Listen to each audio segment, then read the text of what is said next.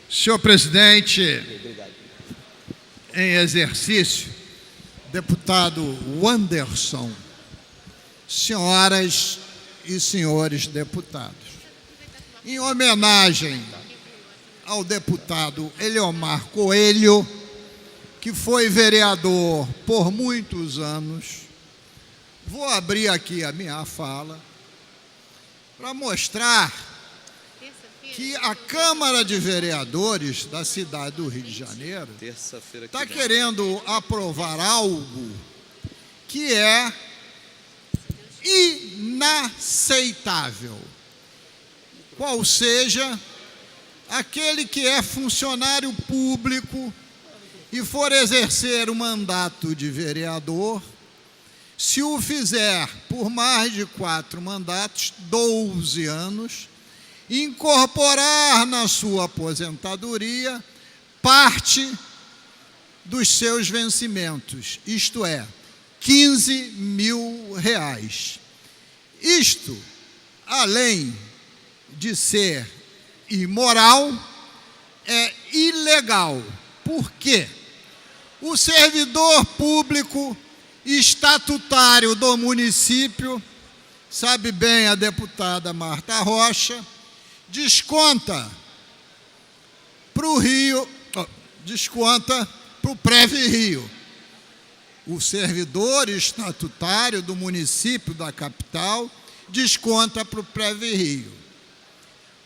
O vereador, assim como o deputado, desconta para o INSS, 11% sobre o teto do INSS, que é em torno de R$5 mil. Ora, se você desconta para o INSS, você desconta R$550 por mês, 11% de R$5 mil. Ora, como é que tu vai incorporar ao caixa que te paga, que é o Preve-Rio, o tempo que você está descontando para o INSS sobre R$5 mil e não sobre R$15 mil? Não faz o menor sentido jurídico, não tem respaldo jurídico e levará ao sacrifício o próprio Preve-Rio. Então, queria começar por aí, deixando claro esta posição, né, que estou assumindo aqui como uma posição do PSDB da cidade do Rio de Janeiro, visto que faço parte da direção do partido na capital, porque foi o tema que veio à pauta, que iria à pauta no dia de hoje lá, não sei se o foi, mas que mereceu um grande destaque na mídia. Segundo, reafirmar aqui que, apesar da polêmica, os 2 projetos aqui votados foram bastante importantes para o nosso Estado. E um projeto só é bom quando é polêmico. Se tiver consenso, fica até um projeto pouco aprofundado. O primeiro diz respeito ao decreto de calamidade pública editado pelo governo em junho ou julho de 2016 e que, por força da Lei de Responsabilidade Fiscal, os seus artigos 65 e 66, mandou para cá o governo para que ele fosse reconhecido, para suspender a vigência da LRF, exatamente naqueles 3 artigos que prejudicam a fundo o servidor público, no que diz respeito à demissão de quem está em estágio probatório, a demissão do próprio servidor e a redução do salário, função da redução da jornada de trabalho. Mas poderia dizer um deputado que a Constituição prevê a demissão do servidor. Mas a Lei de Responsabilidade Fiscal é Lei Complementar 101. Ela regulamenta a Constituição. Se ela, que regulamenta a Constituição, suspende este dispositivo, ele até a duração da calamidade, 31/12/2017, não pode haver demissão. Poderia dizer um outro deputado, mas o parágrafo 2º do artigo 23, que diz que o Poder Executivo poderá reduzir salário, reduzindo jornada de trabalho, está suspensa por uma ação direta de inconstitucionalidade do Supremo Tribunal Federal em medida liminar, concedida pelo ministro Marco Aurélio, se eu não me engano, em 2002, e aprovado pelo Pleno do Supremo a liminar.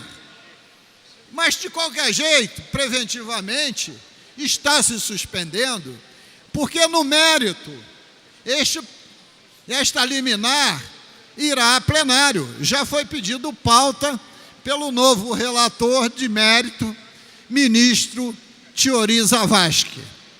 Então, as medidas tomadas aqui foram, no meu entendimento, aberto contraditório, de proteção do servidor público e do próprio Estado. Até porque outras emendas incluíram que tem que ter prioridade nos gastos do orçamento nas áreas sociais, que não preciso aqui nomear: saúde, educação, assistência social, etc. E o segundo projeto já foi objeto de dezenas de audiência pública, discussões, há contradições de todas as formas. Mas conseguiu-se algum avanço. Por quê? Se suspendeu a concessão de benefícios fiscais por 2 anos, de forma como era feito, a rodo, sem nenhum critério. Se revogou a Lei 4.321, de 2004, que permitia que o governo o fizesse por decreto. Esta lei de 2004 foi revogada. Então, acabou a possibilidade do festival de benefício dados por decreto, quase todos sem nenhuma transparência, e alguns começando a espolcar na mídia pelo grau de irregularidades que possui. E é até possível que se forme uma comissão para verificar cada um deles e também para se rever benefícios dados com tempo indeterminado. Benefício não pode ter tempo indeterminado, né? Então, avançou-se também nesse sentido. Ora, mas se tiver um investimento importante para o Estado, mande para casa, por projeto de lei, mande para a LERJ, mas definindo onde será esse investimento, quanto será comprado de equipamentos no mercado nacional, qual é o cronograma de implantação dessa indústria, quantos operários trabalharão naquela obra, quantos trabalhadores trabalharão na futura indústria, isto é, quantos empregos serão gerados direto, quantos empregos serão gerados indiretamente, quando a empresa estiver funcionando, quanto gerará de ICMS, qual é o impacto na cadeia produtiva regional, qual é o impacto no PIB, como afetará positivamente a redução da inflação, como poderá esta redução de alíquota diminuir o preço do produto ao consumidor final, porque é isso que a LRF determina que se faça. E é isso que o governo não vinha cumprindo.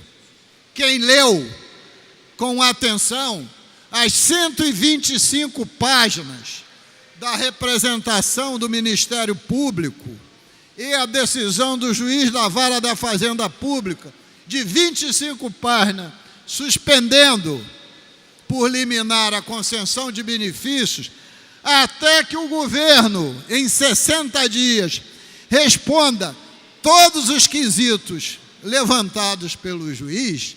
Quem leu esses dois documentos há de verificar que nós estamos corretíssimos na direção que nós caminhamos, porque é só, e não precisa ficar discutindo o número do Tribunal de Contas, nem o número da Fazenda, porque na lei, no projeto de lei da LOA, que está na casa, 2017, 2018, 2019, tem uma previsão anual média de se dar, nesses benefícios já concedidos, algo como 11 bilhões de reais. E na LDO, já aprovada, tem um artigo dizendo que pode-se conceder 5% da receita corrente líquida de 2017, o que indica mais outros 2 bilhões e meio de reais. Então, também estamos suspendendo esse festival de barbaridade. Isso se tornou tão grave que, na reunião do Colégio de Líderes, até mesmo o presidente da Firjan, Eduardo Eugênio Gouveia, reconheceu que o Ministério Público tinha razão, função de um benefício dado por decreto, este ano, retroagindo 5 atrás, lá no complexo petroquímico de Itaboraí, que as obras estão totalmente paralisadas desde 2015. Então, veja, senhor presidente, a ponto que chegou o descontrole. Então, essa casa, eu acho que, no meio dessa grande discussão, está tentando encontrar o caminho do equilíbrio. Porque, se nós temos um responsável pela crise, esse responsável é o governo. Não o governo só que está aí. Este que está aqui e outros pretéritos. E são muitas as causas.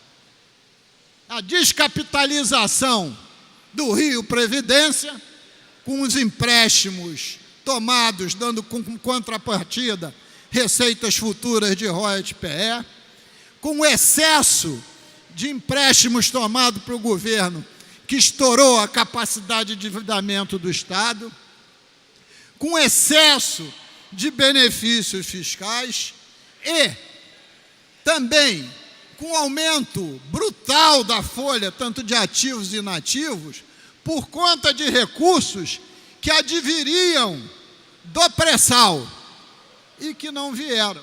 E, finalmente, também pela queda de recursos, pelo processo de má gestão que paralisou praticamente parte da Petrobras, em especial afetando o Rio de Janeiro pela paralisação do Comperte e da nossa indústria naval, e pela queda violenta também do preço do barril de petróleo. Então, senhor presidente, todas essas causas viraram esse momento. Então, agora, a gente vive com uma despesa de 80 bi e uma receita que não chega a 60. Está aí o desafio. Se o governo não cumprir até 31 de dezembro de 2017, o que prescreve a lei que reconheceu o decreto, estará incorrendo em crime de responsabilidade e improbidade administrativa. Muito obrigado, senhor presidente.